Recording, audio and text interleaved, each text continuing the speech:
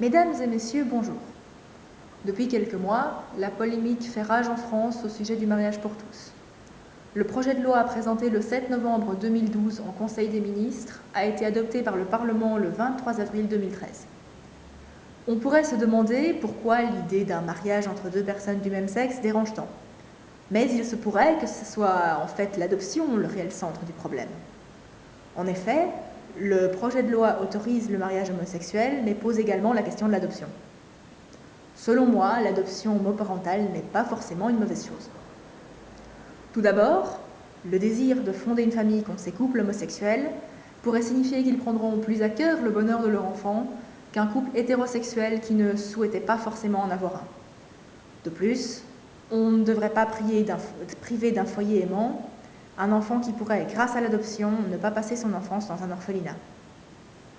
Quand on pense au nombre d'enfants en attente d'un foyer, ce serait dommage d'empêcher les couples qui aimeraient leur en donner un de le faire. D'autre part, il est vrai que l'enfant pourrait faire l'objet de brimades de la part de ses camarades de classe. Ce point est sans aucun doute problématique, mais faut-il s'opposer à l'adoption homoparentale pour cette unique raison ? Ce sont quand même les homophobes qui ont tort, et non les homosexuels. Je pense pour ma part qu'il faut plutôt lutter contre cette homophobie au lieu d'aller dans son sens. En outre, les enfants adoptés pourraient en arriver à éprouver un certain ressenti vis-à-vis de leurs parents qu'ils pourraient tenir responsables de ces moqueries. Cette situation pourrait même les amener à adopter une attitude négative par rapport à l'homosexualité. Enfin, un des principaux arguments avancés par les opposants est la nécessité d'une présence féminine et masculine pour le bon développement de l'enfant.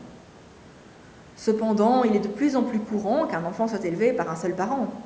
Faudrait-il donc retirer à ce parent la garde de son enfant ou l'obliger à se remarier ? Rien ne prouve que la constitution de son foyer ait une quelconque influence sur l'évolution d'un enfant. En conclusion, ce sujet risque d'être longtemps encore source de controverses, mais le bonheur des enfants et les droits des couples homosexuels valent la peine de s'investir pour que l'homoparentalité devienne une réalité.